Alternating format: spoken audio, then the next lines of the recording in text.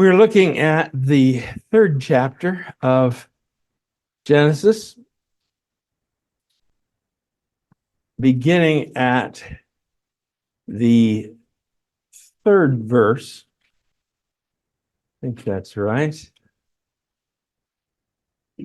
Fourth verse. One of the things that is characteristic of the book of Genesis is this repeated phrase. This is the NIV, verse 4. This is the account of the heavens and the earth. Later on, we're going to have this is the account of the family of Abraham. This is the account of the family of Esau. And the book is organized on these accounts. And so this one is tied in. And it again suggests that chapter 1 stands out by itself as sort of the statement of how these things happened.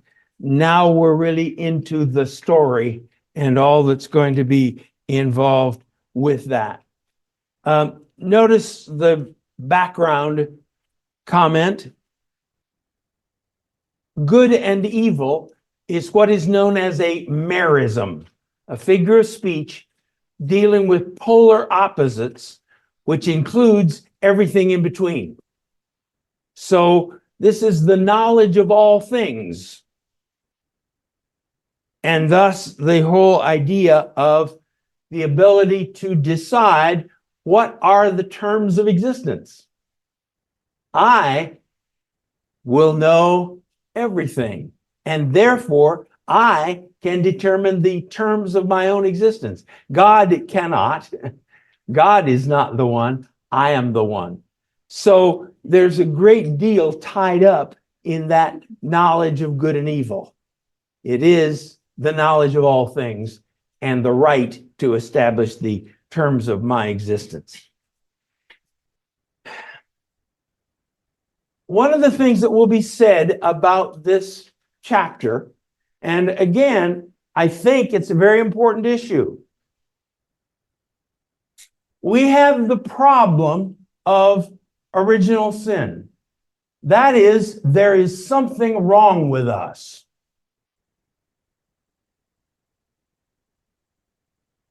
And that's been demonstrated again and again throughout history.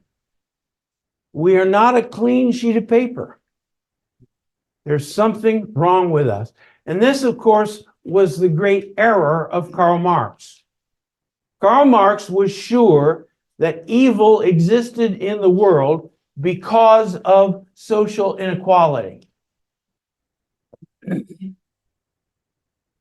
And connected with that, economic inequality. So, if we could forcibly create social and economic equality, evil would disappear. Didn't happen. Didn't happen.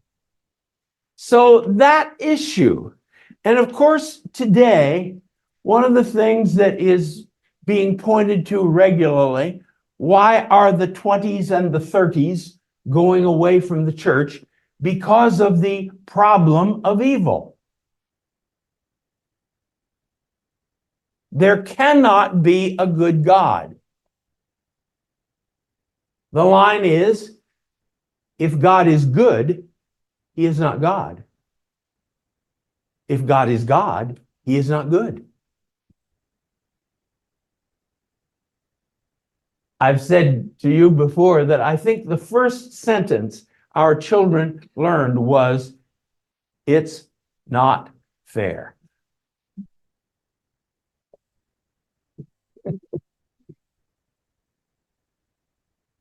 It's not fair. Life doesn't work out the way it's supposed to. And of course, the parent's answer is, honey, nothing is fair. So, there are two ways of possibly looking at this chapter.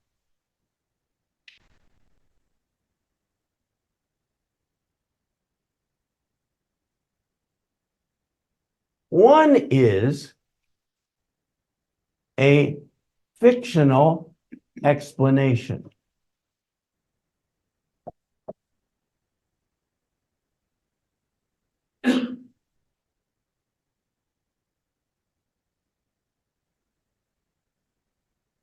We don't know why humans are this way, but here's a story that will help you to think about it. That is,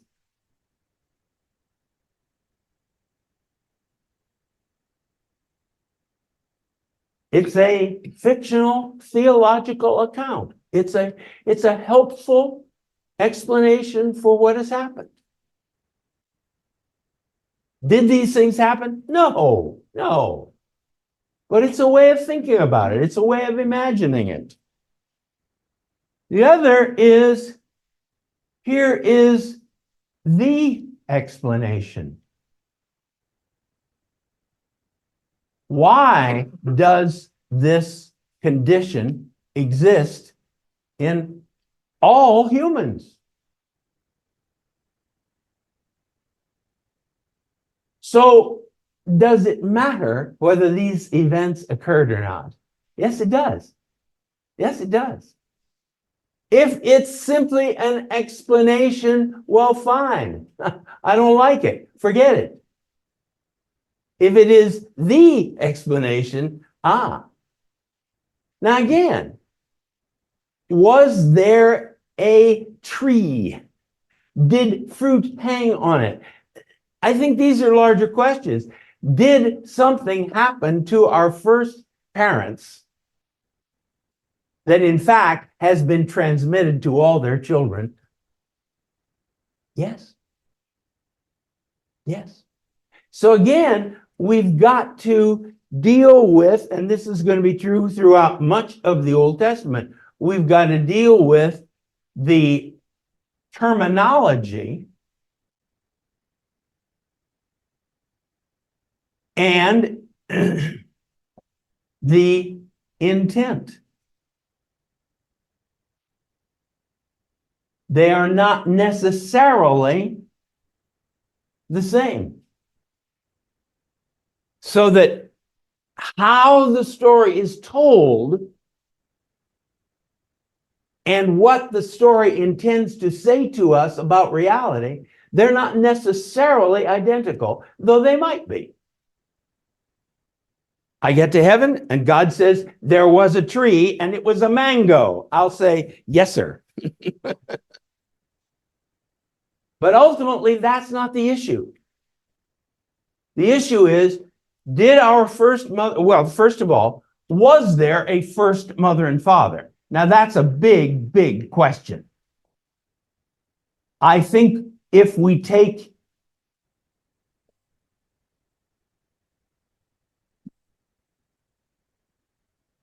that, we've got to say yes.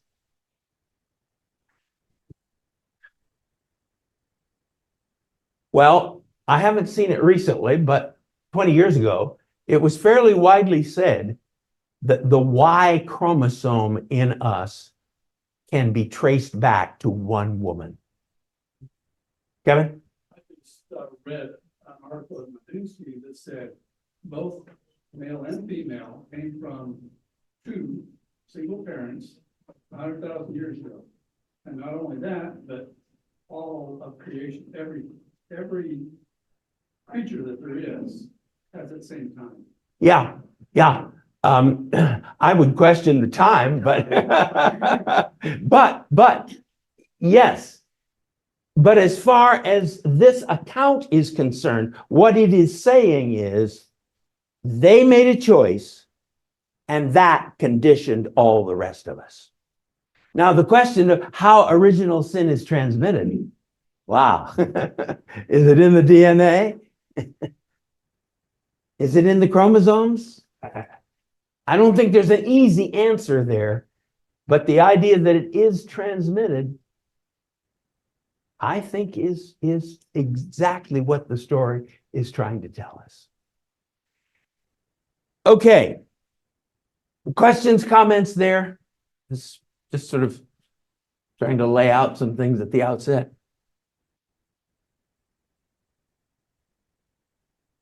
thing, I was.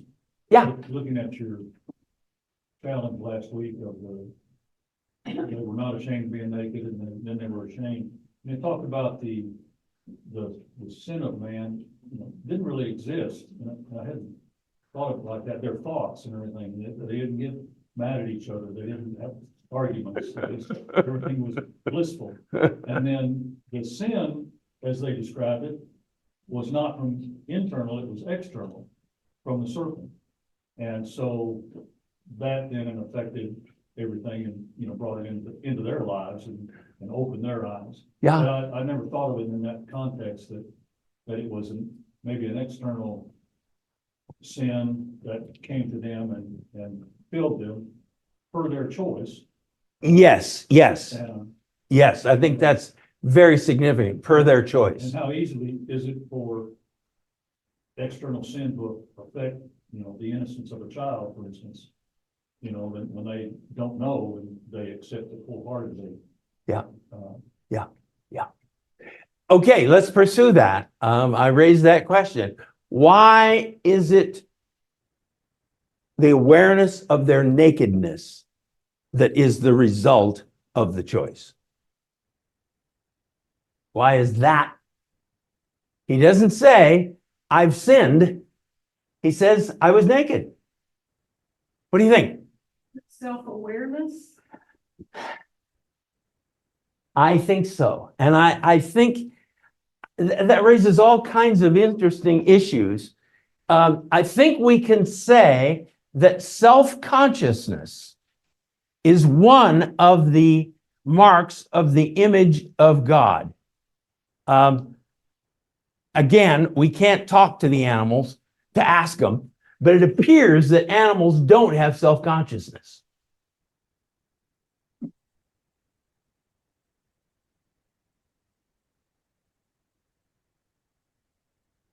So Adam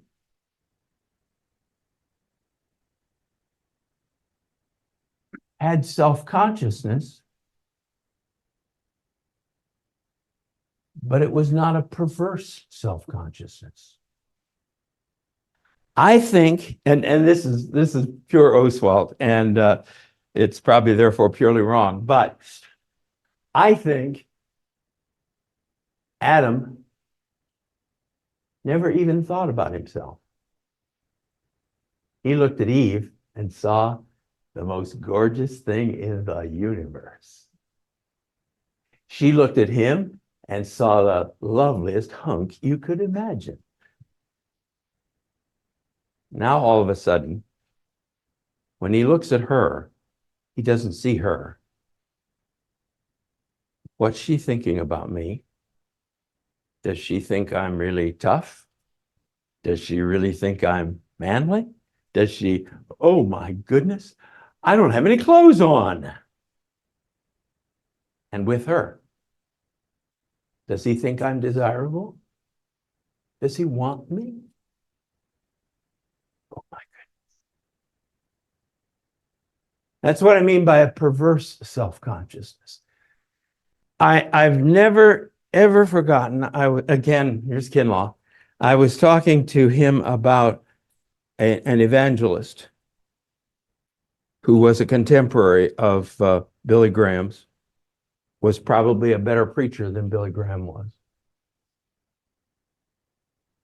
He died of a combination of drugs and alcohol in a sleazy motel that he had spent with a prostitute the Sunday night after completing a revival. I started thinking, how did that happen? He said, oh, when he preached, there were always two audiences, the one out there and the one in the mirror. Pauline? Oh, Adam, they had to compare the two. There was only one Adam, one man, and one woman. Yeah. And the children, young children have no self-consciousness. They don't care a bit about running around naked. Doesn't matter and don't even think about it. Yeah. I guess it happens when they get about 7, maybe, I don't know. But young children could care less. Yes, oh, it's true. It's true. And there are commentators who will say, that's all it means. They stopped being children and became adults. I think it's more than that, but you're right. They were adults already. Yeah, but there it is. I think it is. What does sin do? Sin focuses everything on me. I don't care about you. I don't care what happens to you. I care what happens to me. And the gift of self-giving love is the answer to this. So again, the profundity of the story, it's so simple. Well, why did I hide from you? I hid from you because I was naked. But why was that a problem, Adam? Okay. What information do we have in chapter 2 that is necessary to chapter 3?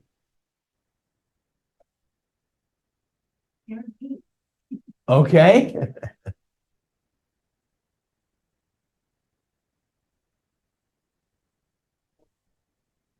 All right, the commandment.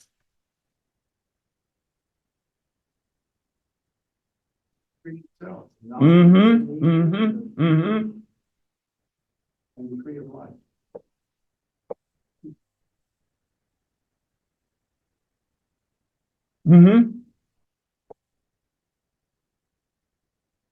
Eve. And we want to talk about that, but the thought is, well, if Eve hadn't been there, it wouldn't have happened. Well, we don't know that, but What if the tree hadn't been there? yeah. What would have been their sin? Exactly. Voice of the serpent. That's in chapter 3. I'm thinking about chapter 2 here. Information that we need to understand chapter 3. Very last verse says that Adam and Eve were both naked and felt no shame.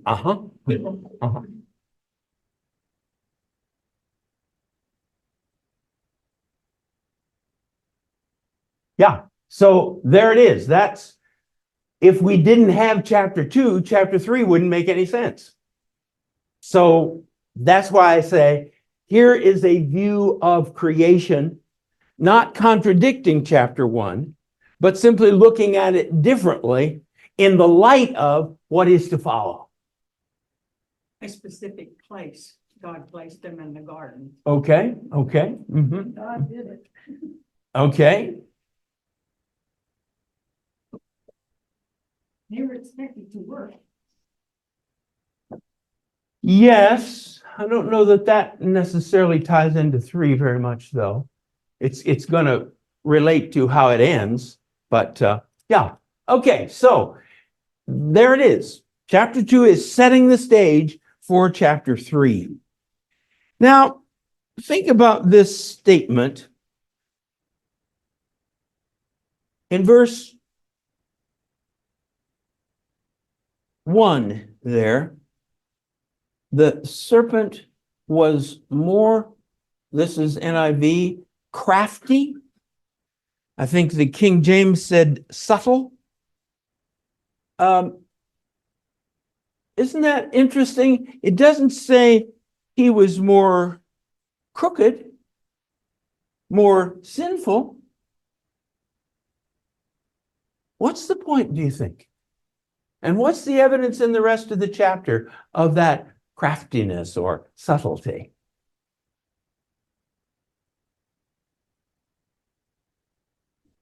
Knowing how to get them to think other than what God had said, Yes. knowing how to quite get them to question. Yes. To raise questions.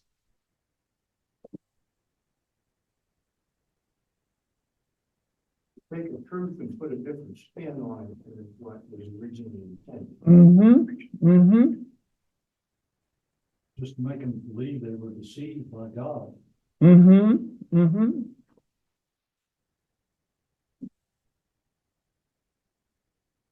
just sowing a seed of doubt.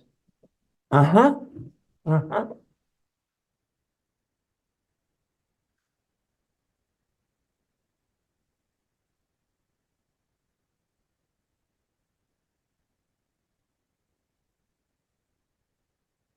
Now, why do you think he does that? Why not just come right out and say, hey, you ought to eat that fruit? Why does he take this approach? All right, all right. Had to be her choice. They didn't see the black and white nature of the issues. And this is, he hasn't changed his modus operandi ever since. Just suggest, just think about, just consider, just play with it. Kevin?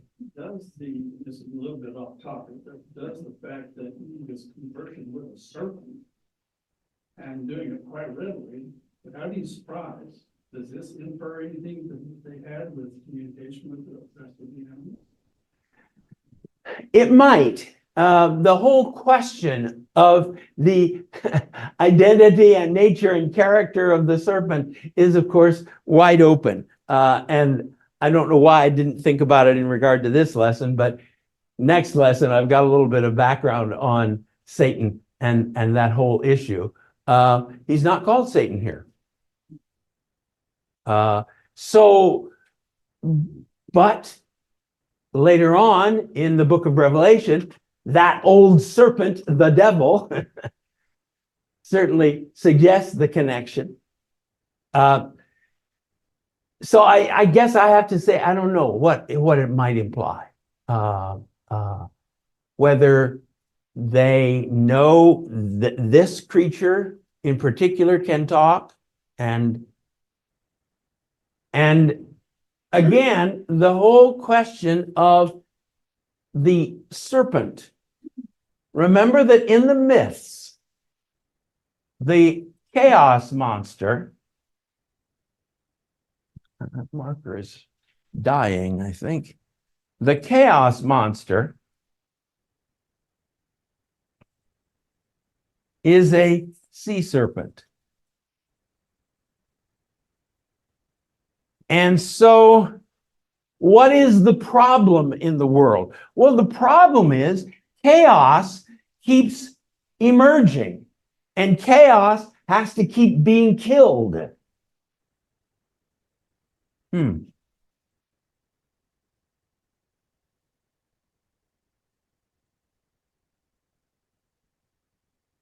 Was a serpent involved in the problem? Uh-huh. But not as the basis of all existence.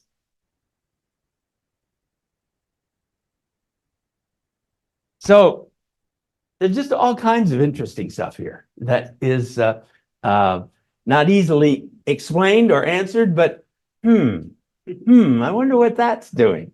I wonder how that relates. And we're going to find a couple of places later in the Bible where it says Yahweh was the one who defeated the serpent, not some of these other gods.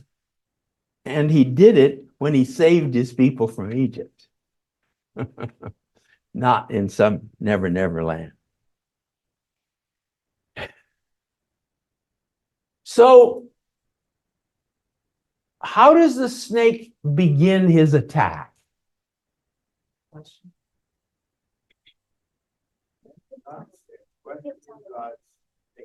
Okay. And what's the implication of what he says? Yeah. What a mean God. He told you couldn't eat any tree in this garden.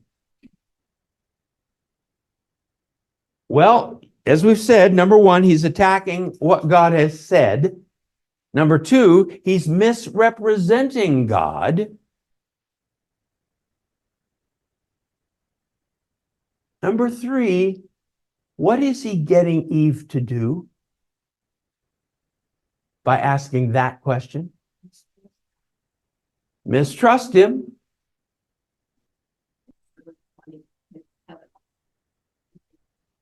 Not yet, not yet. By saying, has God really told you you couldn't eat any tree in this garden? What's he doing? He's intimating that he knows something she doesn't know. He's getting her to focus on the prohibition. I don't think they even thought about that tree. They had 40,000 other ones to eat from.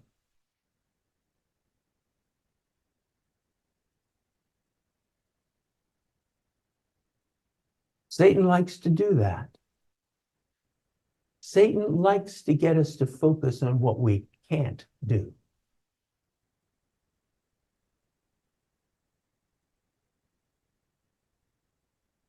Tell a child they can't do something, and they immediately want to do it. They hadn't thought about it before. I've always thought about the story. I'm told it happened here at Rupp Arena, but I don't know.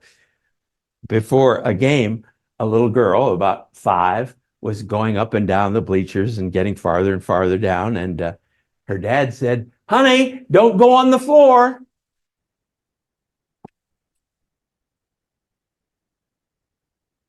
She didn't think about going on the floor till he told her not to.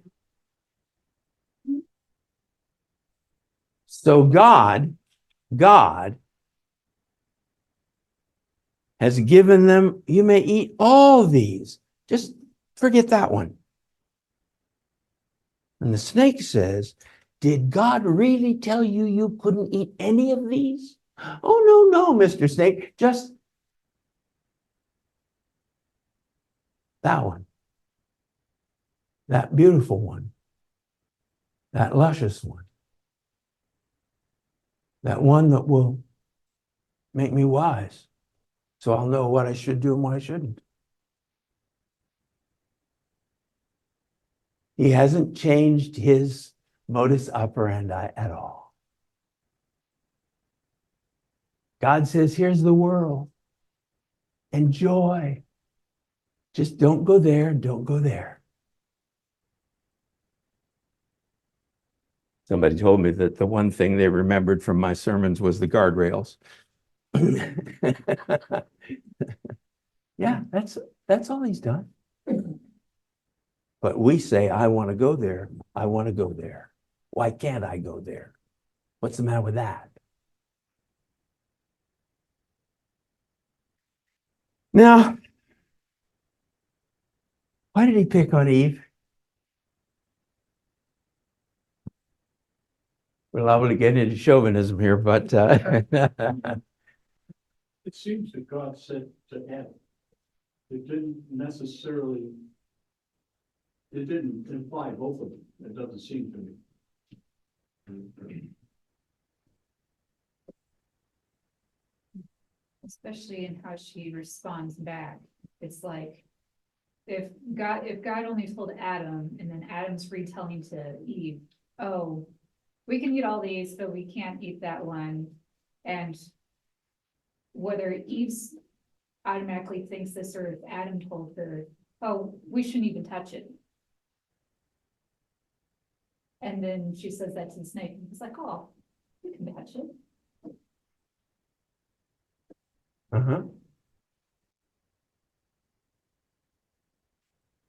Now, let me just put it as bluntly as possible. Are women more susceptible to temptation than men? No, good. That's the right answer. Then why is Eve picked on? And Paul will make a bit of this later on. All right. She's more sensitive. Easier to approach. Yes. More focused on daily needs and issues. We men can get very theoretical. I don't know the answer, but I don't think it's insignificant.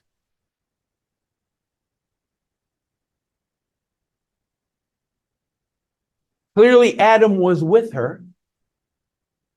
So some people say, well, Adam should have stopped her. But he was responding to the same questions as she was. I think that's possible. Paul says that Eve was deceived, but Adam was not. Yeah. So Adam did it volitionally. He chose to do that then, whereas Eve was deceived about it. Yeah. Yeah. Yeah. Yeah.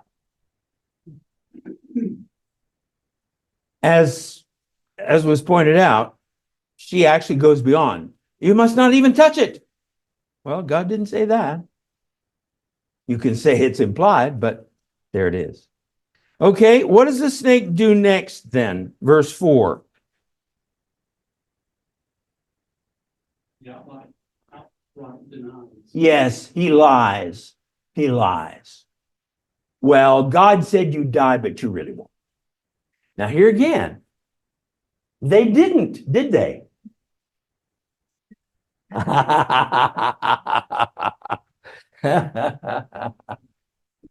They did not drop dead, but they died. And perhaps even started on the path of physical death, but ultimately captured him. Yes, I think so. I think that's one possibility for the great ages that you see sort of dwindling, that God built life into these people. It took a long time for sin to wear them down, down to our 80 if you make it. Okay.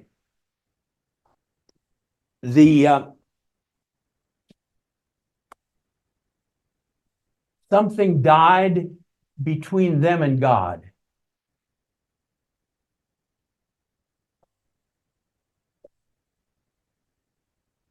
Yes, yes. Something died between them.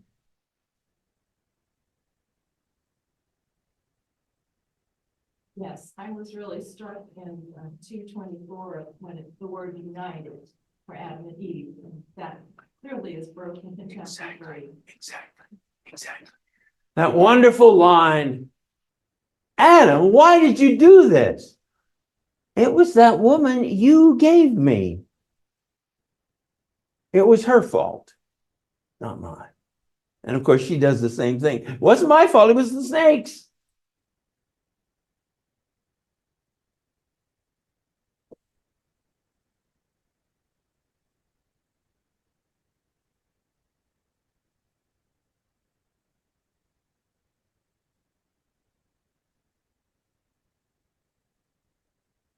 Creation is not going to obey you anymore.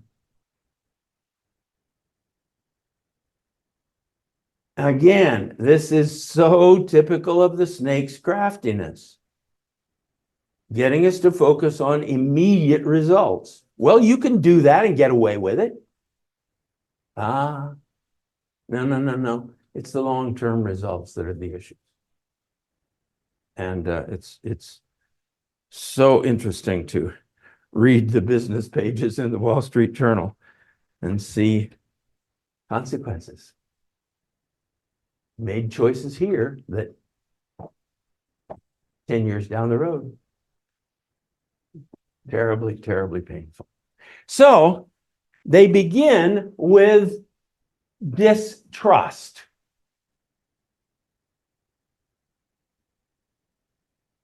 God is not for you.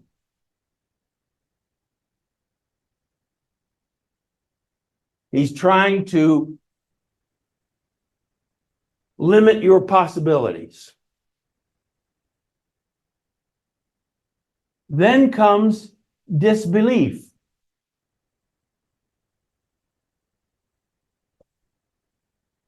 You can't believe what he says. He lies.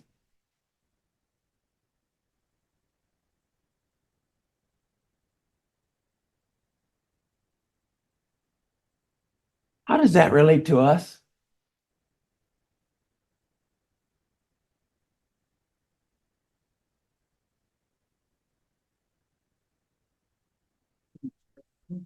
Doubt or distrust God, it's just that next step that takes you to you know, if you continue that, you'll walk into away from God. Yes. And that's the disbelief and Yes. that you're following. You don't have to believe what he says. Look at the current implementation of that in our political system. It's manifold right now. Yes, yes. It's a, you know, you have a belief in God, but you wonder why your condition is so bad, you know. Uh-huh. And so therefore you quit looking at him for answers and try to figure out your own problems kind of thing. Uh-huh. And If God is good, this shouldn't be happening to me. Yeah. Therefore, God was on my side. Yeah, which is, I've thought again and again of Job. And in a real sense, this thing of the problem of good and evil is as old as Job. Wait a minute, God. I don't deserve any of this. My friends say I'm a sinner. My friends say I must have some secret sin somewhere that I'm hiding, or God wouldn't do this to me. But you and I both know that's not true. So God, justify yourself to me, please. And God says, did you make the world? No. Can you run the world? No. Do you want to run the world? No. Any other questions? No. That's really the Bible's answer is, I'm not going to answer your question because I can't. You're just going to have to decide, is there a God or isn't there? Yeah, there is. But there it is. Distrust automatically leads to disbelief. God knows that when you eat it, your eyes will be open and you will be like God, knowing good and evil. Now we're going to defer till next time. The end of the chapter, God says that's what's happened. That's interesting. They have become like us, knowing good and evil. So again, the snake is really good at taking truth and twisting it. What's the limitation of Adam before the fall about knowing good and evil? I think it is that idea of before the fall, God says, here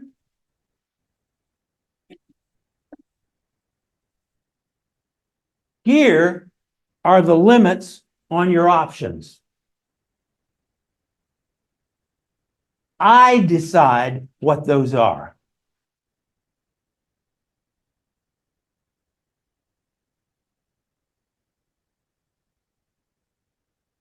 And you are free to live within those.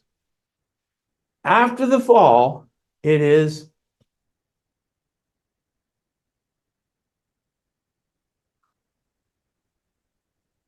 I decide where the limitations are. Does he truly understand good and evil? No. But he has gained the right, he thinks, to define what they are.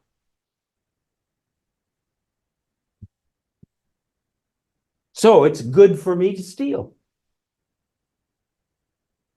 You've got all this wealth. You don't use a third of it. I am poor. Therefore, I have a right to steal. It's good for me to steal. That's what has happened. Is the word experience related to knowledge fit in here? I think so. Yeah. Yeah. To determine, to experience, to figure out, all that I think is involved. It's not just instinctive knowledge. I'll forgive it. Pauline? Number three, between God and creation. Here's creation is all that God has created. The animals and plants, the wind and the sea, everything obeys him. then I just got to thinking, Satan and those angels were also created. And Satan and a third fell. So therefore, that's how I finally understand between God and creation, it would be Satan and his angels, because everything else obeys. So could we say that what the surgery is saying, where Adam and Eve could know good and evil is the consequence of what they're gonna suffer from instead of the effect of eating the fruits? Yeah, I think so. I think so. And it's the whole, the consequences rather than just the effects. Yeah. Oh my. Oh my, yes. Oh my, yes. Yes, yeah. But again, it is this question of who establishes what is good for me and evil for me? I do. No, God does. And in a real sense, that's where faith comes in and says, I don't understand how what's happening to me here could be good, but I will trust you that indeed you're going to work that out. Okay.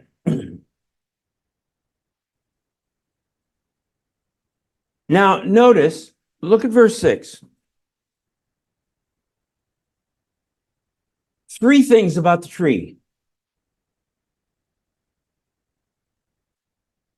Number 1 is what? Good for food. Yeah, there's nothing wrong with this tree.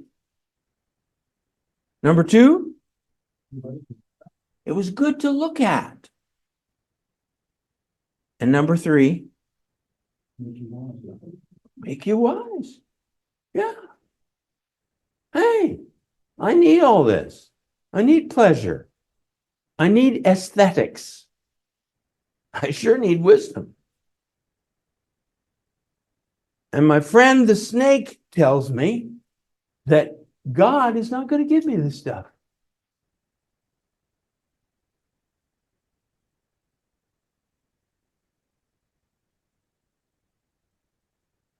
When she saw, then she took and ate and gave it to her husband who was with her, and he ate it.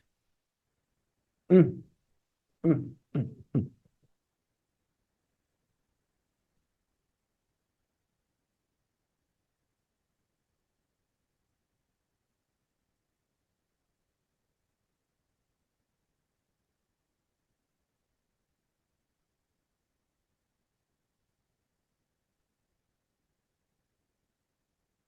Distrust. You're not on my side. You're not for me. I can't believe what you say about me and about the world. And therefore, obviously, I don't have to do what you say. There it is. Now, who caused the fall? And Humanity. Humans.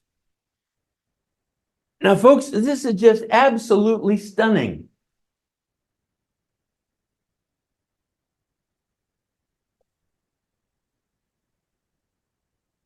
Why is there evil in the world? Because our first mother and father made a choice. Now that, forgive me, that's crazy. No. Evil is in the world because there is an eternal principle of good and there is an eternal principle of evil, and those two are duking it out, and a lot of the time evil wins. Now that's what people have believed for 7,000 years, at least since the ancient Sumerians. It's a dualistic world. That's the way they answered the problem of good and evil in the world. So you've got a good God and you've got a bad God. And we are the pawns on their boards. They're playing chess. Enjoy. I think of the scripture, God is not tempted, neither tempted be any man, but man is tempted when he's drawn away with his own lust, and lust when it's conceived brings forth sin, and sin when it's finished brings forth death. Yeah. And that's really what happened at the beginning. Yeah. Yeah. The Satan didn't cause the fall. He promoted it. He is, some would say, that's too complicated. I won't get into that. Humans did it. Oh my goodness. Just shocking. Why are we in the mess we're in? Did God cause it? No. He made it possible, but we caused it. By refusing to trust him, by refusing to believe him, and by refusing to obey him. Yeah. That'll preach. This makes me think about more things in my mind. Good. So I don't know if I can articulate this well, but I sit here and think about, if there hadn't been the fall, could man have understood salvation? We wouldn't need it. Would our walk have been worthy? And was there a plan for man to live a life and then spend eternity with God from the very beginning? You know, was that in there? Or did we need to know more about the grace of God? If it was, then that would mean that God had the whole plan laid out. Which I don't think that's the case. So it's just, like I said, it's a lot going on that I can't. I would argue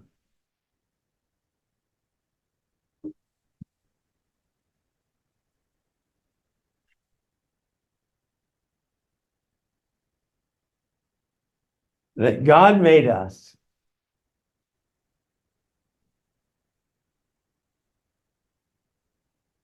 for a loving walk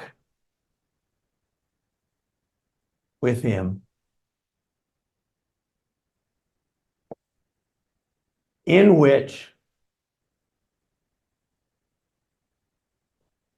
his character is reproduced in us.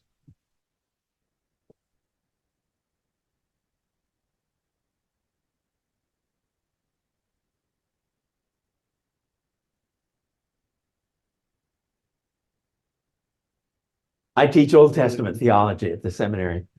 And one of the big issues in Old Testament theology is there a center? One theme that all the rest of the Old Testament circles around? Well, it's pretty difficult to answer that question. Many propose covenant, but there's nothing about the covenant in Job. There's very little about it in Psalms. There's nothing about it in Proverbs or Ecclesiastes. So we talk a lot about this. This is where I try to get them to go. Sometimes I succeed, sometimes not.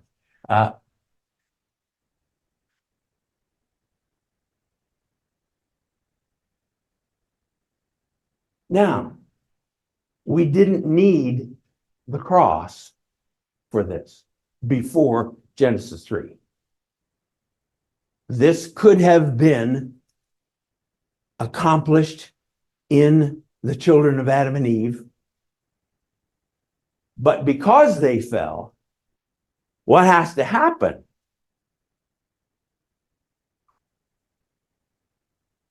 Is the cross. And you might say we have a better understanding of God's love than we would have if we hadn't fallen. I don't know. I don't know. But I don't want to say in any sense that the fall was necessary. It wasn't necessary.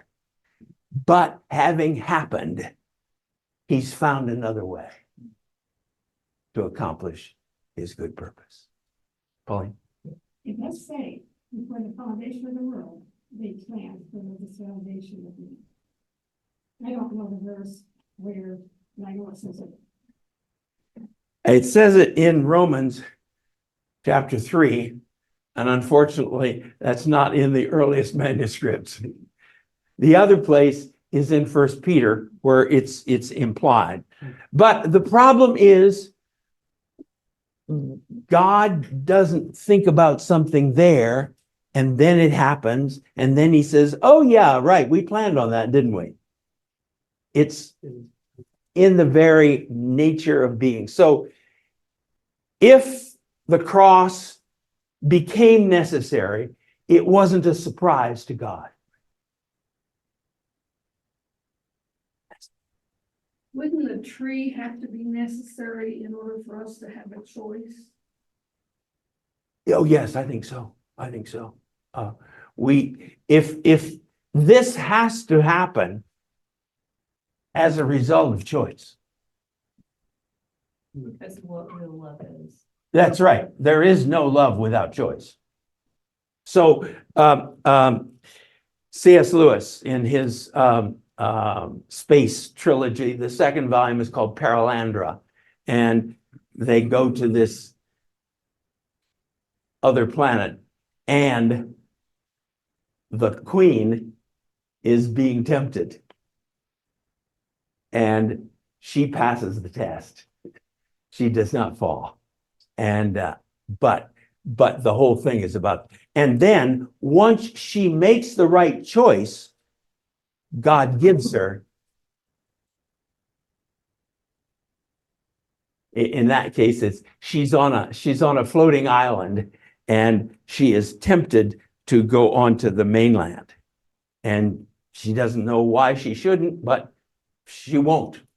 And in the end, then God says, come onto the mainland now.